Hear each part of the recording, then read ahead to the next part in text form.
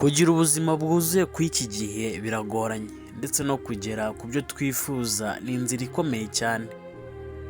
Hari ibintu muri ino si tuba tugomba kugira ibanga kugira ngo tugire umutekano ku buzima bwacu bwa buri munsi. Ngiye gusangiza ibintu bigeze muri 5 utazigera usangiza buri umwe ku buzima bwawe, bityo bikazatuma utekana cyane.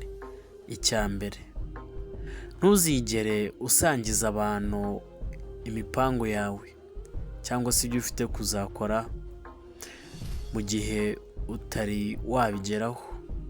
Bisubiremo, ntuzigere ugira usangiza imishinga yawe, kuko iyo ubwiye abantu ibyo ushaka gukora mbere y'uko ubigeraho,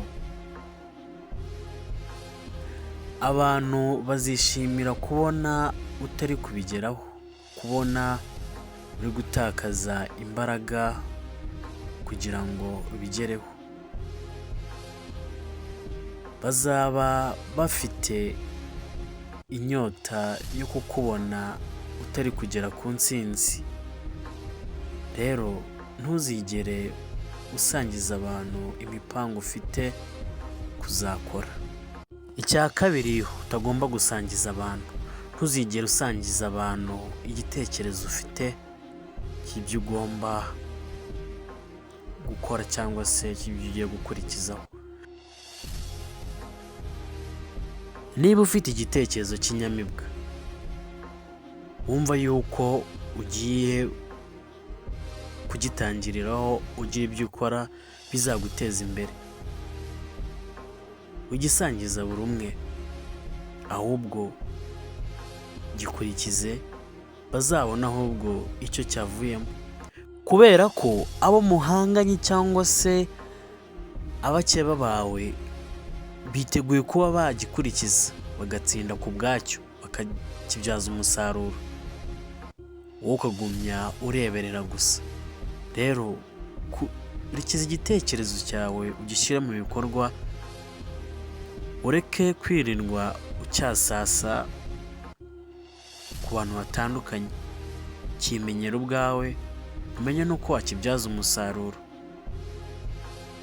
Icya gatatu, ntuzigere usangiza abantu ibibazo ufite.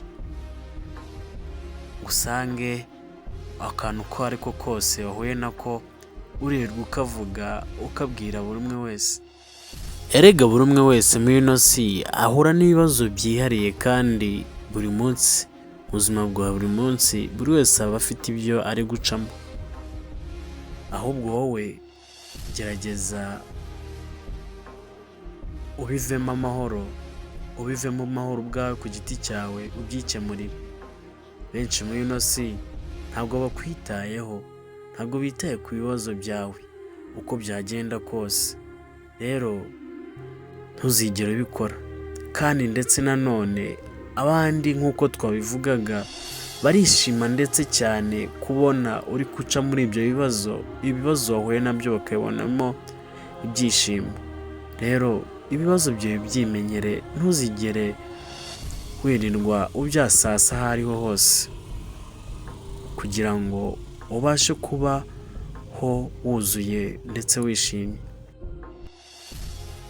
Icya kane, ntukigere ubwira abantu amakosa yahashize hawe ndetse unayicuza, kuko amakosa aba ku muntu cyangwa se ku mugabo ahanini aramwigisha, ariko nta n'umwe wamenya amakosa yahise yawe, ndetse nta n'uwabiha agaciro, ndetse nta n'uwakumva yuko byakubayeho mu buryo utari wabigambiriye.